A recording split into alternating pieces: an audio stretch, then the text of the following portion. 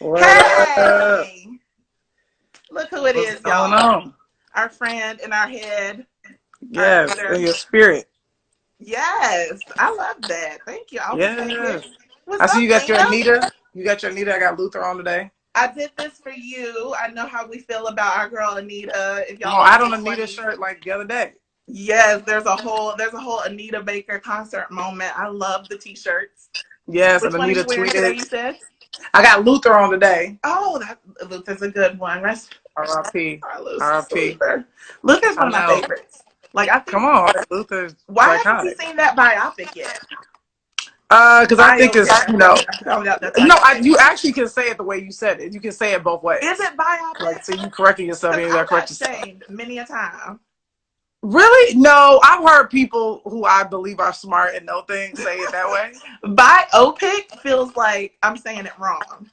Like biopic, like Biopic, yeah, it feels like I'm saying it wrong. So I'm always saying biopic. biopic. Both are right. It Both feels are right, I think. intelligent and I say cultured. biopic, but I think, what up, Nisi? Nisi in the building. I Hey, think Niecy biopic Dash. is how I say it, but that could be the Chicago way. Biopic, I feel like it might be the right way. So don't come down on Don't quote yourself. you on it. Yes. No, Anita. No, the Luther biopic. I think it would. I would want to see the real story. If you get my drift, I don't Yes. want to see the story. Yeah, I think. I mean, somebody should make that story, but Listen, do you are they have gonna tell it? Are they any? gonna tell the truth? Because we know the way you love music and the way you love to throw Mm-hmm. back and give the t-shirts, give the moments. Are you having Yeah. any plans on giving us any type of like our legend biopics? Oh, I mean, I'd love to. I mean, there's so many that I Yeah. feel like we really haven't gotten to do yet. I hope to eventually do something about Donny Hathaway. Oh, I think just being a Chicagoan and just how important his music is to us, to the culture, to me in particular. You know, Sammy Davis, I know there's some that's stuff a like great one. rumbling, but he is, to me, what up, Gia, is super Hey, fascinating. I mean, Gia. he literally made a living tap dancing for white people, but was like the blackest person alive. Oh, DJ Beverly Miles in the That's a building. thing. What up, Bev? So yeah, I mean, I just feel like there's a lot of our icons whose stories haven't been told yet. And I feel like, I see you, Cynthia. And so I just feel like it's just, there's so many to do. So I think we have Yeah. to kind of figure out, but to me, it's like, you want to do it the right way. I would never want to disrespect, a legend by not getting it right. And it's about Exactly. timing. It's about finding the right person. It's about making sure the script is good, but find the right director. Because I think the last thing you want to do is like rush a thing, and then you like, you can't even, Yeah. can't go back. And yeah, you have incredible levels to live up to because True. you've given us debuts with Queen and Slim, working with Miss Melina, Come on. a young legend in Yeah, this game. And yeah. so like we looking at you with like a different lens. Because I see. I your know. work is That Midas y'all touch. be like burning. Y'all be like, hold on, bitch. You I ain't know. shit. I hate You to know, do that to you. But the work that it's you all give good. us is so good. It So comes with it, to me, it's like I would rather. Because here's the thing: people forget that Baldwin was not that well liked while he was alive. People really, wow, because he yeah. was very much himself. He took risks in his work. He wasn't afraid to be honest. He wasn't afraid to, have an unpopular opinion. And so I really feel like, to me, I just hope my legacy is one that I wasn't polite. I wasn't easy. I didn't make people feel comfortable all the time. And I think, I think that goes to the territory, but I'd rather be remembered as a person that rocked the boat and ruffled feathers than someone Yeah. who gave everybody, what they wanted to hear, or sort of did things that made people feel comfortable.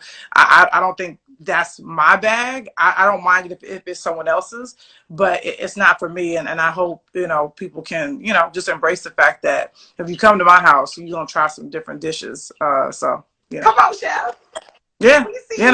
that's what it We is. see you. And I love that we're getting to see like producers and writers get a spotlight because it is such an important part of creating stories and telling Oh, yeah. stories. And the way that you've come through the game has shown such a light on the inner workings of how it's made, how things are done. Oh yeah, how the sausage is made. I'm Yeah. trying really my best to open it up. I think for so long there's so many misconceptions, and there will always be misconceptions about how movies are made. And if it says created by, there are people that literally think that person writes every episode. Right. If there's a oh, you're the director, so you make all the decisions. It's like nah. It's like everything is. You work with a team of people. We all have people to answer to.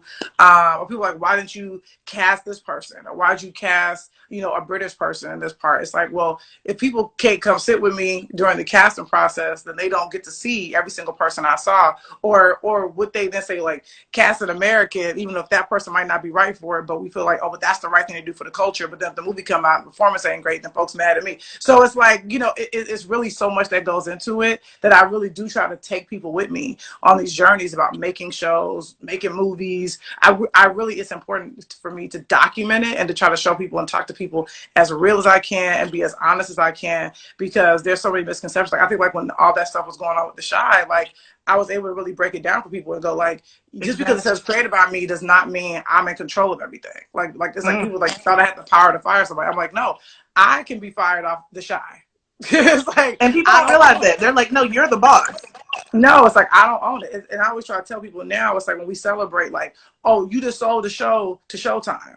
Mm. Yeah, high five, great. But what you're really saying is I just sold my intellectual property to a company that now owns it. That now I have to ask them for permission to do this, to do that. Can I do this with this character? Can we do this? It Right. really is Right. kind of like jacked up. You know what I mean? I'm grateful, to Showtime and for putting the Yeah, show of out there. course. But it's like, with the first season, I ain't have no power. It's like I was the kid. There was somebody running the show. You know what I mean? And it's like, and I was not, we weren't seeing eye to eye. He was rewriting me. It was crazy. And that's when Right. the time I got like rebellious. Like, I'm going to go write a movie. Since I can't do nothing over here, I'm going to go write this thing. And that movie was Queen and Slim. So if Queen and Slim feels defiant or angry or like pissed off, that's why. Because I Wow. wrote that during the season 1 of The Chi, because I felt so disenfranchised on my own show. Somebody said a really good quote. When I was doing this thing called the showrunner training program, which the WGA provides for people, because to be a Yeah. showrunner is literally like a freaking 10-person job that they didn't expect you, as the person who wrote a pilot that was good, that got sold. And they're Mm-hmm. like, oh, okay, now go run a show, which means basically go run a corporation.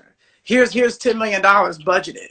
So it's Right. like, you can't, like, so you basically, what they usually do is like, you create a show, you sell it to a network. Now it's no longer your property. And so they go like, okay, we're going to bring this person in to show run it for you, because you never run a show before. So we're not going to give you all this money, all these actors, all these things to do it. So you have to run this show with a person. And very often Mm. you and that person don't see eye to eye, because that person hasn't created the show. Their name ain't on it, but they're tasked with like running everything, doing rewrites, answering to the network. And so there's almost like a level of resentment they have towards you, because they're doing all this work for a show that when it comes out, they ain't gonna get no credit for it. Right. So If you that could makes never sense. just bring your own showrunner into your situation. Like you can say, like, I No, have this because the show, relationship. you need somebody that's run a show before. Got That's you. the weird thing. Like no network is like, if I've never run a show before, they're not gonna bring somebody in who's never done it before either. And Right. so usually you have people under overall deals under certain networks and studios. And people have an overall deal means they're a person who is just literally just paid to like do whatever that studio tells them to do. And those are persons who've been like staffed a bunch of times, been in the game for a long time. And the Right. overall deal is cool, it's cushion. It's like people call them the golden handcuffs, because it means you get paid a beautiful amount of money every month, Right. But you. but you have to do whatever they tell you to do. They say, you can go work on this show. You can go sit on that show. You can go to help this person out, and then also Mhm. too, that person who has an overall deal, who they bring on to run your show, basically works for the studio. And the money that they get paid doesn't come out of your writer budget, because they're already being paid by the studio. Right. So that person, so if like I get into a debate with that showrunner, and I'm like, Sheesh. no, I want to do this, I want to do this, Mm-hmm. I want to have a storyline about this, and they go like, well, that's a little controversial. It's like, okay, well, let's figure it out. Can you talk to the studio about it? They go talk to the studio, and the studio says no. Do you think that person's going to argue for me or argue for themselves? They're going to argue for the studio, because the studio's paying them. They Exactly. work for the studio. So like now I'm going up against my showrunner and my studio to get a storyline in that I want, that now I can't get. You know what I'm Right. saying? Because that Right. person ain't really on my side. So I always tell people, if somebody's trying to like pair you with the showrunner, make sure they don't have an overall at the studio that owns your show. That makes sense. Because now it's the studio and that showrunner versus you. So it's going to be much more difficult for you to get idea. And again, this doesn't even sound crazy. Like you trying to get a storyline in Yeah, your because I didn't show. actually think you would be able to just be like, I have the No, person already. please. If you had me, Shonda, Ava, Donald, Issa, Justin, send me a scene right now, they'd be like, yeah, yeah. Because somebody said, oh, this is back to that quote. They were like, getting your own show is like being beaten to death with your own dream. Wow. Because everybody's like, I want my own TV show. Jesus. And I'm like, having your own, and also having your own TV show means like if something happens on that set that you weren't there for, and somebody goes, well, even if it didn't happen under your watch, they're going to go on and be like, well, it's your show. And you're like, yeah, but I wasn't there and I didn't know what was going. It's like, yeah, no matter. now it's your responsibility. You gotta take the lick. And my thing is, I'm like, that comes with the territory. People love how shiny the crown is, but they don't take into account how heavy it is, how painful it can be around your head. Literally. You know what I'm saying? It's like everybody wants the crown. You know what I mean? Church.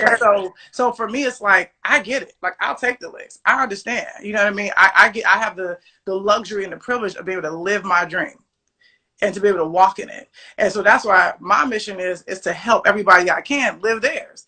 Everybody has a dream. Everybody has a purpose. You know, you see how I'm always very supportive, like whatever you need, however I can be helpful to get you to those steps. But what I also try to prepare people for is that the dream is not the promised land. Lena, say real it shit. one more Like time. That is people like, biggest, oh, if I can get a show, if I can get cast, if I can get staff, the dream if I can get is not the promised land. The dream ain't the promised land. You have to shift your dream every time. You can't like the dream can be hell some days. You know what I'm saying? Yeah. The dream is like when the Jason Mitchell shit happened. That's still part of my dream. You know what I mean? The dream is like when I get divorced in front of everybody. That's still part of the dream. It's like the dream is like, you know, when I say a thing about like Denzel or Will gets taken out of context, I gotta send them notes and shit and be like, nah, this is not what I meant. What I was trying to say was we need more black money, investing in black movies, so we keep so it's all money in. I was saying the same thing Nipsey was saying. Exactly. Like Nipsey's thing is literally all money in. Yeah. You know what I'm saying? So it's like, to me, it's like, it does kill me when like, you know, Birth of a Nation is funded mostly by white people. You know, that's why with Queen and Slim, we were like, we have to have black investors. Did we have a lot of white money? Yeah. But we also made sure we had black people who put their money in the movie as well. You know, I put my own money in Rada Blank's movie, 40-year-old version, when nobody else really like believed in her dream. Wow. They were like, I mean, it was taking forever. And I was like, and I would see her at Sundance. I'm like, why is your movie not done? You know, now mind you, she wrote it, starred in it, and directed it. And she went through all the Sundance labs. I would always see her at Sundance. I'm like, what is going on? But the truth is, more producers try to produce too much. To me, that's a mistake. If you're really a producer, it's your job to give your filmmaker whatever they need to get the fuck out of the way. Get out of the way. And that's all I did was I gave Rada, I wrote a check, you know, but I also gave her support, and I made sure she was, you know, you take little kids to go bowling. Yeah. They can't really bowl. So it's like, so you got to put the bumpers up to make sure they at least get some pins. Right. So what I do with filmmakers is I give them bumpers. So I'm like, no matter what, you ain't going to roll a gutter because I'm here. I'm going to make sure you got these bumpers. That's rare. You know what I'm saying? And so it's like, and then, but also too, I'm not going to be all up in your ear while you're trying to bowl. Yeah. I'm going to say you've been training your whole life to get here. So here you go. Here's some bumpers. I'm going to make sure the ball fits firmly in your hand so it don't slip out. You know what I'm saying? And we're going to make sure you have everything you need to make the best movie possible. And I didn't say no to her once. She's like, I want to shoot on black and white 35 millimeter film. Fine. I want to shoot in Harlem. Cool. You know, she literally, the apartment you see in that movie, and it'll be dropping later this year on Netflix, is her apartment. The art in the film you see is her mother's art, her deceased mother. The guy who plays her brother in the film is her brother. She literally left her blood, sweat, and tears on that celluloid, and then just happened to win Best Director at Sundance. Only the second African American woman to ever do that. Her and Ava are now in a very exclusive club. Do you know how long Sundance has been around? Exactly. For a very long time. Just to have two black women have won Best Director. I'm honored to say that I got to write a check and put a gamble on that second woman because it wasn't a gamble. To me, it was I'm a like, recent talent that you've been around, that you understand, that you see. And that to me really is my legacy. You know what I'm saying? Like, to me, it's not about, like, at the end of the day, it's like we can talk about all Lil Wayne's mixtapes all day long. Lil Wayne's dope. Right. But you know what he may be remembered for? It's putting on Drake. That's That might be the most important contribution Lil Wayne That's made to us. that's actually You know what I'm very saying? real. You can Yeah, talk shit yeah. about Kanye West all you want, but you know who he gave us? John Legend. To me, That is actually, yeah, it's that's like true. I'm happy I gave people, Queen and Slim, the Thanksgiving episode, all that shit. But to me, I'm proud about giving you Rod Blank. Proud about giving you Little Marvin, who's got them Covenant coming on Amazon at some point later on, maybe this year, top of next year. To me, that's my mission. It's like, who can I give you? What artists can I introduce you to that you didn't know about? That to me, I think is my legacy. And That's my mission. I love that. I love that about you. Lil That's Rel in the literally building. I see you, Lil Rel. Chicago stand hey, up. Ralph.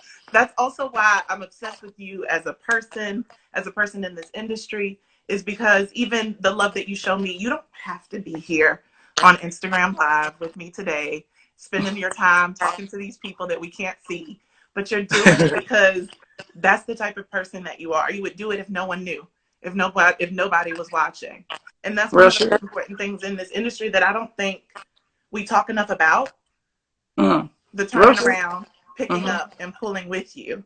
That's how anybody's gotten anywhere Yeah. of significance, of mattering.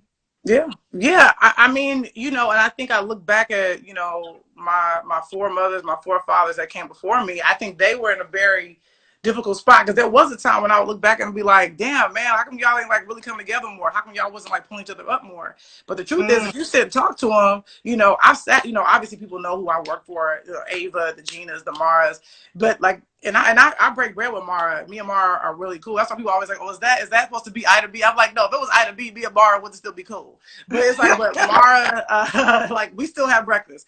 But Mara, Shout out said, to she was like, Mara, when I love was her. coming up, she was like, it was a different time. She's like, in the 90s, it was eat or be eaten. And She was like, honestly, sometimes it's still like that, Lena. true story. I think it's less eat or be eaten because I do think there's definitely more opportunities for people. Like with all these streaming services, all There's these a lot apps, of there's a it's lot more definitely more smoke. opportunities. But I think, to me, I think it's less about eat or be eaten and maybe more about, I want to shine. I want to shine. Like, Yeah, I'm going to take this red carpet moment. This is my yeah, moment. I'm here.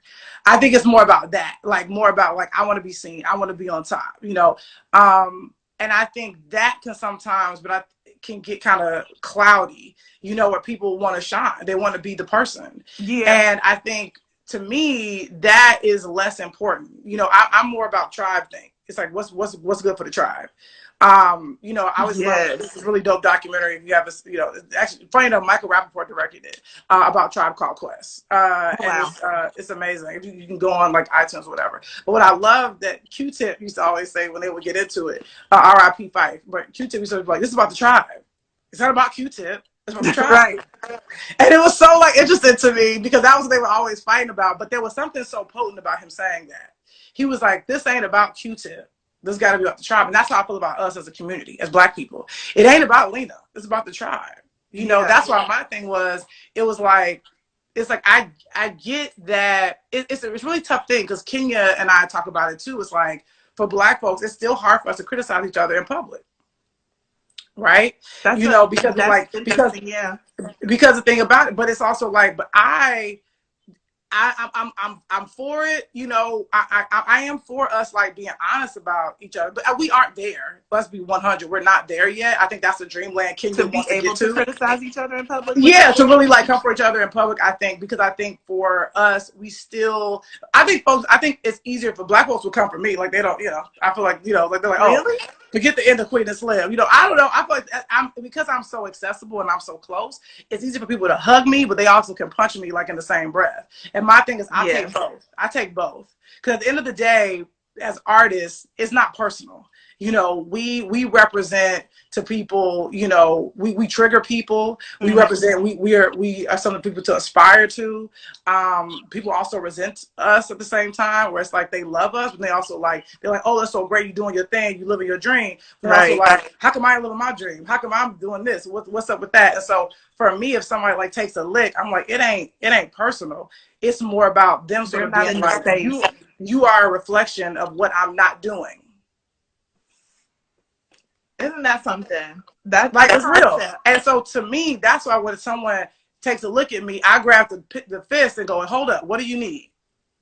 What's the purpose? What are you trying to get to? That's some special human quality right there, to understand past someone's upset or anger or however they're lashing out, to understand that that is actually, they're That's not what in it their is. purpose. That's what it is. Here's the deal. God doesn't have favorites. That's something real right there. God doesn't have favorites. What is special about me? Right. Nothing. I am no different than you. People like to do that. People like to create gods.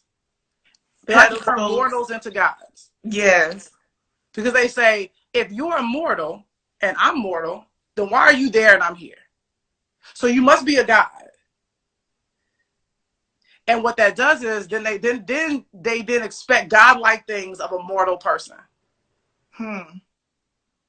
So when Kevin Hart stumbles, when I say the wrong thing, they like, oh, that's right. You're not a god. You're immortal. Right. But it's like, but I never claimed to be anything more Never was. than you. Never was. But when someone else has more, or someone's walking in their purpose, they feel godlike. I wonder why. I think it's because we are doing what? We're walking in the purpose that God has given us. We are aware that our steps are ordered. We are obedient. So to me, it's like God laid hands on every single person. All of us. The question becomes, do we embrace the gift or do we suppress it? And there becomes a point in our lives where we all come to a crossroads. It's like, do I chase the dream or do I say, nope, can't do it. I got to take care of these kids. I got to do this. My mom is sick. Yeah. Or like, I got to go do this thing. Or I don't believe that that's really my purpose. And so, and then there's a gift that God gave this person that we'll never get to experience. And that happens a lot. It happens a lot. It happens a lot. You know? And so it's like, but then it's like, I also wonder, if you look at a Beyonce concert, right? There's all these people in the audience at her on stage. Everybody can't be on stage. Right. Everybody, there has to be people to make up that audience. So, but the truth is, I believe that everybody has Beyonce-like qualities. Listen. But we do a thing of like, no, that's the person though. She's special. You special. There's a thing that happens sometimes when I'm out on the street and I meet people and they go, hi, it's so good to meet you. And they say like, your name is, and they say, oh, this is great. And they go, I'm nobody. I hate that. I'm nobody. And I'm going, you nobody. Oh God. Somebody gave birth to you. Somebody, words are too powerful. Somebody gave you a name. What is your name? It's a weird thing. Whenever people say like that, they always say, I always ask them for their name. And they always are like, wait, what? And I go, yeah, I have a name. You have a name. We two people. Let's connect. Right. And I think that's the thing I'm always trying to do is remind people that like we all made up of the same stuff. God spent the same amount of time creating all of us. We are all made of the same stuff, the exact. We are made of the same stuff. But some people don't want to think that. They're like, nah. Beyonce got some special cells. Michael Jackson has some special shit. Michael Jordan got some special shit. It's the same thing we talk about when you ain't got these. It's like you don't wear Jordans because you like them. You wear Jordans because you want to be close to greatness.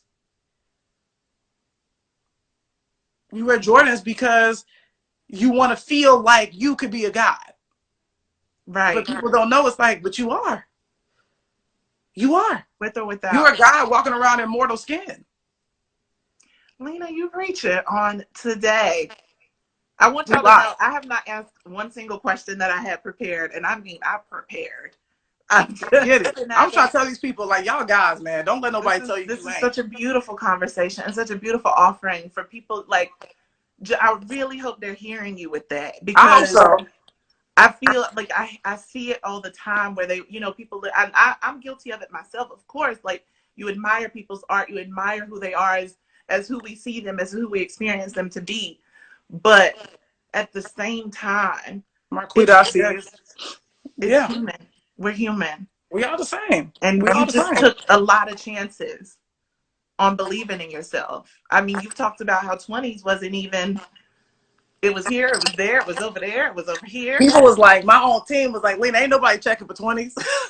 They're like, Lena, ain't nobody checking for 20s. But I had to believe in it, you know? And it was some tough, man. It was some tough. I don't sit here and act like this was an easy journey. It wasn't. I done cried in my car, okay? I done been like, what the fuck? These motherfuckers. I remember, like, there's a great Kanye lyric that I used to listen to all the time. It was like, are these motherfuckers that much better than me? Like, I used to say that. I used to be like, are these motherfuckers better than me? Like, do I not have the gift that I think I got? Girl. But I knew it. I was like, I know I got something. I was a writer's assistant on The Game when Kenya Barris was in there. Me and Kenya go, like, niggas don't rip, like, me and Kenya go back. And Kenya used to be like, Lena, you got something. He's like, you got something. You got to wait, dog. You got to wait. You got it. But he used to read my shit. Kenya came one day. He's like, Lena's more talented than what's up in here. Kenya said that. And Mara's like, what? Like, Lena got it. Lena got the goods. But I had to be patient. Yes. Fuck your time. You got to be on God's time. An example I use all the time. Because here's the deal. If you force your dream to come before it's ready, you'll win the battle, but not the war. It's a flash. Think about, a lot of motherfuckers on here don't know about this. Remember when Iyanla Vanzant got her show, but it was network and Barbara Walters did it. Some of y'all, I don't know how young this people is up in here. Iyanla Vanzant used to be on Oprah like every week. Yeah. Okay? Preaching the gospel, talking to these people, get them together. She like lay hell on your shoulder, you start crying. She's like, talk to me. Who hurt you? Who did it? What up, Kristen Davis? Kristen Davis in the building, icon. Come on, Sex and the City. Brittany Andrews in here. Are you serious? Yes. Well, Kristen Davis is my dog. She's so real. She's so amazing. So Iyanla's laying hands on her shoulders, on people's shoulders, killing the game. And Iyanla's told this story. I'm not doing it. She did a whole special because her and Oprah kind of fell out, and they did the whole special and came back together. So Iyanla was like, I'm ready for a show. I'm ready for my own show. Oprah's like, you're not ready yet. You're not ready yet. And Iyanla was like, but I'm killing the game. Everybody is like, you need a show. Watch it. You need a show. And Oprah's like, you're not ready. So sure enough, Barbara Walters comes in and is like, I'll give you a show. If you want a show, I'll give you a show. And Iyanla was like, yeah, I want my show. I don't want my show right now. She takes the bait. Oprah's like, cool, take the show. I don't think you're ready, but peace and blessings to you.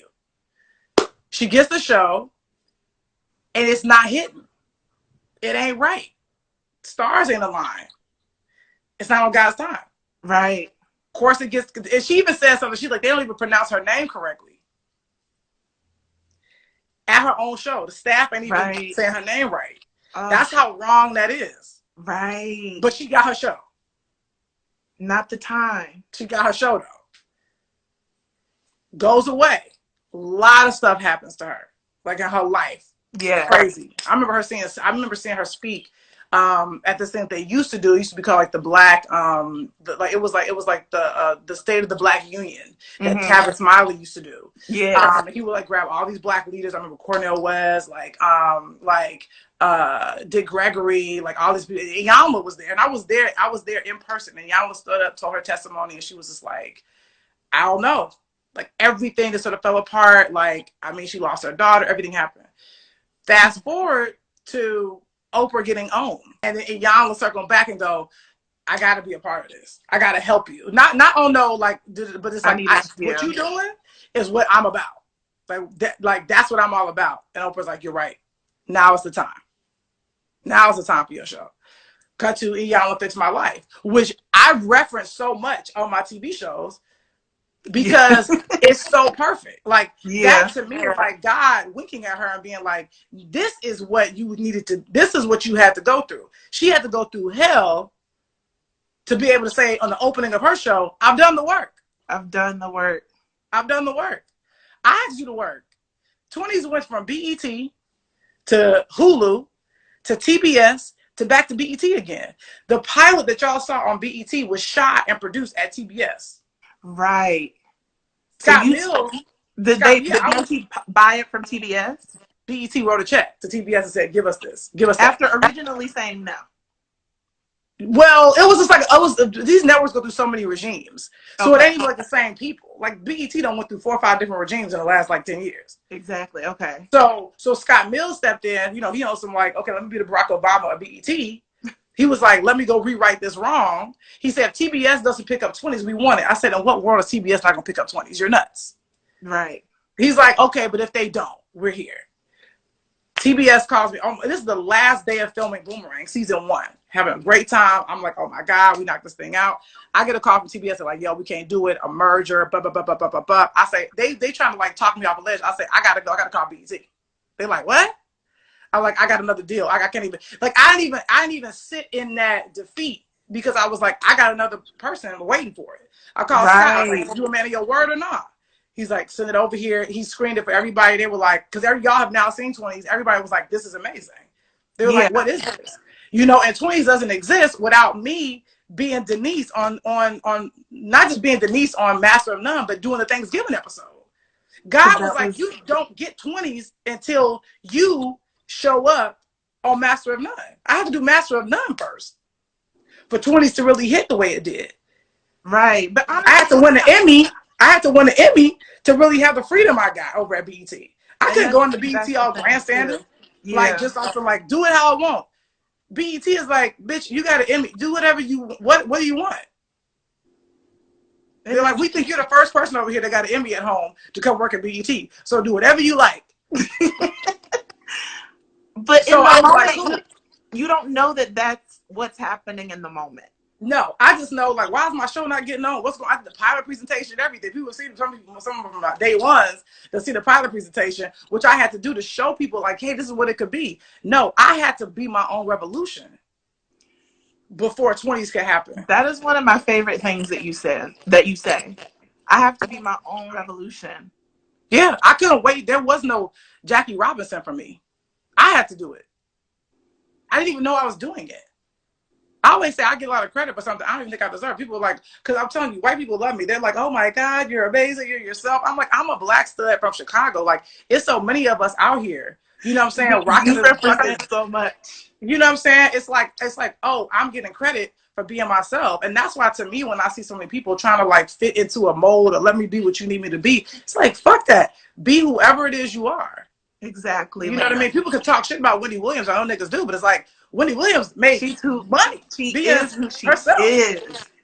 She's like, fuck y'all. I'll be shady. I'm gonna go in. I don't give a fuck. Woo. That's what she doing. That's what you also have Wendy Williams, and you also got a Young Van Zandt. Be you. Whatever your brand is, be it. Okay? Unapologetically. Unapologetically. I don't know about y'all, but I'm feeling I caught the spirit earlier. Like you were out here. But it's like, but who would ever imagine that a little black girl from the south side of Chicago who was a tomboy who loved television, you know what I'm saying, and only had dreams of like working in the industry would land on the cover of Vanity Fair in a white t-shirt and locks and very little makeup. Representing. I never would have. That wasn't even like, I didn't even dream that dream. God dreamed that dream for me. We dreaming too small too. That's real. My little things. You know how you have like your little affirmations, your little things you say. I had in my room. I had like future showrunner. It was like have a real talk with this person. It was like so cute. This. It was like have my own show, and I think God laughed at those. I really do. I think she laughed at those. And I also love that you pronoun God she, because that's very obvious. Be a woman. That's very obvious. This world is too layered or too complex. Listen, too complex. But I love that because it happens for us when we give it the space to happen. Like you wanted dreams and you had dreams, but you also worked. Like the key at the end of work. True. Sacrifice. To make it happen. Yeah. And with that comes rewards. But I think also it gets crazy because those shiny things, that beautiful Emmy you have, the movie, the TV shows, the this, the that, those shiny things also become idols for them to also put up on that altar that you've been standing on for us. True. So now, you know, you have to kind of still say like I'm human, or does it still Like, are you still faced with a lot of that, like, I worship Lena and I have to work with her and oh my God, she's the next big, you know? I mean, look, I think that's human nature. I think it's almost it's science for us to walk by something shiny and to admire it. Like, I don't think we should beat ourselves up for doing that. Right. But I think what I hope people understand is that when I'm, when I'm going through it, when I'm going through a breakup, when I'm trying to figure out my life, when I can't figure out the scene, when I'm just feeling blue, when I smoke too much weed and I wake up the next morning feeling groggy, like the Emmy don't hug me. No. You know what I mean? It's like I'm not even aware that it's there in the house on those days. What it does is it represents something to people in the industry. Like, okay, you're one of a select few. Okay, I can trust you with this. Okay, I want to work with you. But to me, the Emmy is to nothing more than a doorstop to prop the door open for others to come in. That to me is when the Emmys is doing. I love that that's your thing, and I love that you come back to that so much. That's when it's the always about how your legacy spreads out for others and for what your impact is to the world, what you are to the people. That is important. Yeah, I love that because it really is. It's these are inanimate objects. And so, and these moments are moments. They're beautiful moments, like working with Spielberg, having Queen of Slim debut with, Grauman's, and having Beyonce come through. These are all amazing moments and memories that I will have, that I think will inspire people. But, at the end of the day, when Whitney Houston passed away, first thing I thought, like, what are they going to do with all her awards? What are they going to do with all them trophies? Do those comfort her mom? Yeah. Somebody brought a whole truckload of all those Grammys and American Music Awards and Soul Train Awards, and like, if somebody brought all those to her mother's doorstep, does that bring her comfort? No.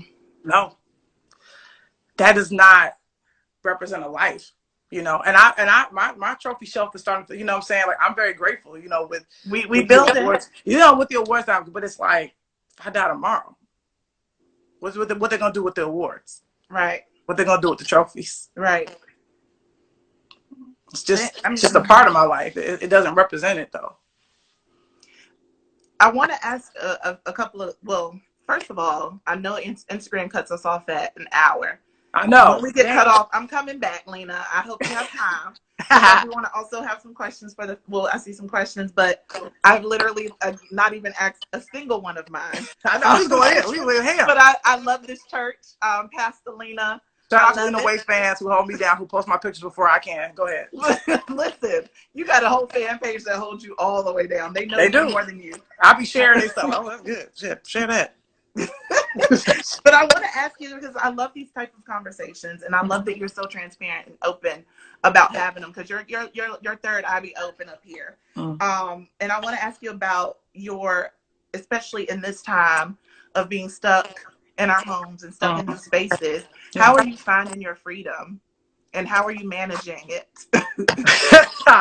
Honestly, you know what? It's been this is a time of evolution for me. Truly. It's like gloom sometimes, but it's joy other times. It's revelations other times. It's like complete laziness at other times. It's like, it's a little bouts of productivity here and there.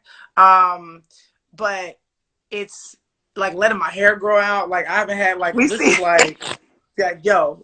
the hair is here. We never there's something very beautiful about it. There's something very beautiful about it. It's like, I'm just going to exist. I'm not getting, I don't got people up on me, like, doing the manicures, the facials, the hair, the maintenance. It's like, no. Ladies. I know. It's like, nah. I mean, mine ain't that fancy. I just do, I call it the lesbian manicure, short and buff and shine.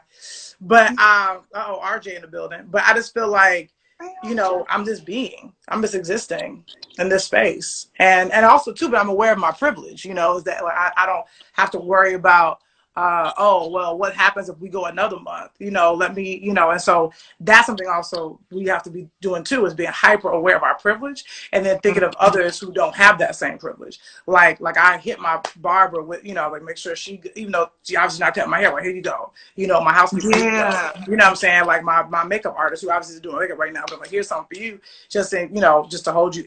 It's about like taking care of the tribe. And like hitting people like, yo, who needs something, who need this, who need that? Because I think in these times, this is really where we have to not only be thinking of ourselves, but thinking of others. Because even if you feel like, oh, I'm paycheck to paycheck, maybe it was somebody that just lost their job before that, And so it's about like, what can we do to help each other, lift each other up? Mm-hmm. That's exactly it. See, Yeah. this is literally the kind of person that you are. It always comes back. Got to, man. It's about the tribe. It's about the tribe. I love that. Y'all, I hope y'all are getting more and more in love with Lena, because this is really exactly who she is as a person. This is Markel Spivey in the building. Shout out to my guy. Hey, listen, there's so many people up in here. I know, I'm trying to, if I see y'all, shout them out. No, go ahead. Keep rocking with us. Thank y'all. So I know that when we talked a lot about Queen and Slim, and I've interviewed you before about Queen and Slim. Yeah. And you made a really big point of saying that there were no notes for anybody except Black people, just Black people notes all day. Mm-hmm. Is that something that you want to continue forth in the work that you're giving us, or are you able to continue that type of blackout? I'm good. I'm going to try, even if people don't agree with the decisions, I think like, cause I know folks really wanted, I don't want to spoiler alert. I know people really wanted Queen and Slim to have a quote unquote happy ending, but the thing is like, to me, it's like, if you look at most foreign films or most, it's like, that's not what it is. You get real endings, you get honest endings, you get some meditation. But the thing is like, but I really, I really wanted this movie to feel different, and I want to feel honest, and I wanted it to be a bit of a punch in the gut, and I get that Black folks, we've been through some shit, we've seen this. It's like, I would never be about no trauma porn, because all the Black artists around me were like, yo, this is you got to really show what's going on. It's like, I took a page out of the book of Boys in the Hood. It's like, or Do the Right Thing. It's like, you lose Ricky, you lose Radio Raheem. Minister Society, you lose your protagonist, you lose Kane. You know what I mean? So it's like, but I think the work had been so safe. Black art was in a safe space for so long that folks were like, hold up, this ain't safe. This ain't easy. And that's why for me, it was like, as an artist, I need that freedom. I do feel like I have handcuffs on though when I sit down to write, because oftentimes our audience now has a microphone. And they're like, we want this, we want that. But the truth is, as audiences, we don't often know what we want or what we need. I didn't know I needed Love Jones. I didn't know I needed Get Out. I didn't know I needed East Bayou, Just Another Girl on the IRT. These are films that, that sort of took chances and weren't like everything else. Yeah. And I wanted to take a page out of Do the Right Thing. We didn't know we need to do the right thing. Do the right thing is such a, it's such a big swing. It's such a meditation on our country, and people thought it would incite riots. They didn't want to put Boys in the Hood in theaters. They didn't want to put New Jack City in theaters, and it's like, to me, it is a very powerful medium, but as artists, we deserve the freedom to do what we got to do. It's like, because like Tarantino ain't worried about doing Django. He'll take our story and put the N word every other word, but Black folks ain't like, are y'all putting his shit up on Twitter? You know what I'm saying? It's like, what are we doing? It's like, for me, I want to just be free as an artist, and I understand there's a responsibility that comes with that, but we put shackles on our own artists. So I'm trying to just be free. I'm trying to tell stories and do things that challenge you. Somebody shut out Jason's lyric. I'm not mad at Jason's lyric. That's a solid film. Okay, it goes in. I love Jason. Jason lyric was on sleepers. But I to me, it's like, it's always gonna be politics. I'm always gonna do what I gotta do. But I really want to continue to make art that challenges people. And I think I've gotten to a place now where if you watch something with the Hillman Grad logo and I'm involved in it, it's not for the weak. We already know it's going to be some it's going to be something. There's going to be something Black. Yeah, it is gonna be quality. I'm gonna make sure, it's like we played it and it looks beautiful and all that kind of shit, but I also want you to get something of substance. I don't want to get you a beautiful plate that don't taste like shit. But also everybody has their opinions. It's like if folks are like, but I do think sometimes folks may not like a person and go like, fuck whatever you come out with. That's fair too. I'm still gonna hug you when I see you in the street, Right. you know, and Right. it's still gonna be all love. But I'm trying to take the shackles off my wrist when I'm working. That's my goal. I like that. I really like that. And I feel like you have continued to give us so much depth when it comes to Blackness, when it comes to the community, especially Black womanhood. Yeah. We get to see so many different types of representation of Black womanhood within what you give. Mm-hmm. 20s alone. I ain't never seen a stud be nobody's protagonist, Come be on. nobody's main character, Come on. and like stud face. Yeah. You know Yeah. what I mean? Like Yeah. not even trying to be like, oh, okay, let's make it more palatable, more cutesy lesbian. It's like, Nah.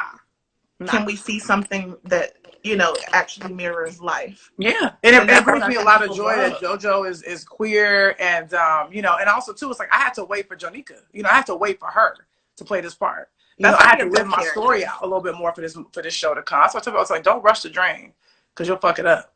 Don't rush it. Right. What do you mean when you say you had to wait for JoJo?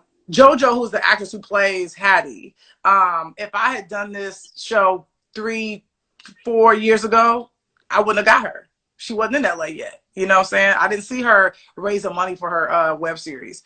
Everything Right. happens in the right time. Your steps are ordered. Trust the timing. Trust the timing. I You love know? that. So I'm just grateful. I'm grateful that she and I crossed paths. I'm grateful and I called her. I was like, what you doing? What's up? What's up? Me trying to be a blessing to her became a blessing to me. Because I was like, what you need? What's going on with this web series? What you trying to do? And I told her, I said, you can raise the funds for the web series, but based on what I'm seeing, it's not strong enough where it's not going to have an impact where you're going to get what you want out of it. You get into a web series because you're trying to get noticed. If you do a mediocre web series, nobody's going to notice you. No. So I said, what you trying to do? She said, I'm trying to get in the room. I said, you can come in my room. You come audition for this show. Let's see what you got. She came in, she read, I love that. and my castmates were like, this girl's dope. And I had to fight for her. TBS was like, I don't know, she's green, this and that. And I was like, no, she's me when I auditioned for Master of None. I was green. I was this and that. So you have space to be able to like push for Oh, yeah. the Some things, underdog. yeah. I can fight for things, try to make stuff happen. But again, it's always a fight. And people out there probably think, well, you got to ask this. I'm like, yes. That's why I try to prepare people as much as possible, because I don't want folks get into this business being like, I am one and one is all and I am me. It's like they will look at you like, oh, so you fresh off the boat. So you don't know what's going on. It's politics. Right. I tell people time, most of the days I'm a politician more than I am an artist. Mm-hmm. But a lot of people want to just be an artist, not a politician. Those who can do both often have really, really long careers. I think we got like 5 more minutes and I got a call at 3. I was going like try to stay on, but I was like, I forgot I got a call. My Well, assistant Lena, over we here can like, always do a bitch. part 2. Yeah, man, we're I gonna do a part 2 definitely in have this more bitch. to go. Yeah. Which might mean I might try to get to some of y'all's questions. So let's keep I an eye know. on They do be that. cutting it off before like the last minute. I did one time. I was like, oh damn, I'm out. Shit. But I got you. I'm gonna give you these words until they cut me off. Well, I want to get into a little bit about Mary Tyler Moore. Mary Tyler Moore. Yes, because you mentioned her on your live with Rosie Yeah. O'Donnell, and Yeah. you mentioned her about your love for her, and she's definitely not a Black story. So I'm just getting into seeing like what is it that you want to do with her and how you want to present that. Initially, I wanted to do something scripted, but I don't think that's the way to go. I think I want to really talk to a lot of people that she worked with, like Dick Van Dyke, Ed Asner, Betty White, are still with us, and also Robert Redford, who directed her in Ordinary People. I would love to do something about her because she really does represent the sort of 2 pillars of like female characters in comedy, either the wife and mother or the single woman. She was Laura Petrie on Dick Van Dyke's show, and then obviously became very well known as Mary Richards on the Mary Tyler Moore show. And if you look at like every other like female trope in television, like it literally stems from like those 2 characters that she played, which you don't get more iconic than Laura Petrie and Mary Richards. And it's hard to kind of strike lightning in a bottle once. I mean, she did it twice. And she was a really interesting woman. She struggled with alcoholism. She was a diabetic. And she, you know, was sort of very quiet into herself, but really left a huge impact. And the Rachel Moore show is like, to me, a show that I really look at as like a Bible. And Rhoda, a lot of people here, she was shouting out Rhoda Valerie Harper, R.I.P. I just really love those shows, and I really love old TV shows, because to me, I was watching shows that were obviously made in the 70s, and I was a kid growing up in the 90s. But I was like, if this is still entertaining to me, that's phenomenal television. And I remember thinking, I don't want to tell jokes that are funny now, but I want to tell jokes that will be funny 20 years from now. And that's really what I got watching. Like, I watched Good Times, like, you know, like all these old shows, because I was really in the Jeffersons, because I was just sort of moved by how different the jokes were laid out, by the timing, right? But also stuff was still funny and still relevant, and now those are really my heroes, like those sort of like Norman Lear, sort of old school TV shows. That's really where I got my, you know, my chops from. I love that. 2 more things I hope we can squeeze out. Let's see. Let's go fast. Here. What does your art tell us about you? That I'm broken, but I'm always trying to put myself back together, and that is a lifelong journey. I love it. That's what I think the art is. It's about broken people, but we're all broken. And still, even in what you're doing, and even in how fabulous and amazing. Just if everybody just starts from the place that we're all broken, we good. It's like we good. Now what? Because it's like, let's mirror your brokenness with mine, my brokenness. You know what I'm saying? We all got that. We all just got broken in different places. That's all. Got you. And do you have a mantra that you tell yourself in the mornings when you just can't get out of bed, when you can't make that move? Like, what do you tell yourself? If the ancestors could survive the Middle Passage, this is easy. Gather me up by the neck. If the ancestors could survive that so that we could be here, we should not let that journey and those blood, sweat, and tears have dropped in vain. I love that so much, because I just feel like I better not ever wake up like I can't do it anymore. They had it a lot harder than us. Let's be free for them. Let's live victoriously. What up, Lolo?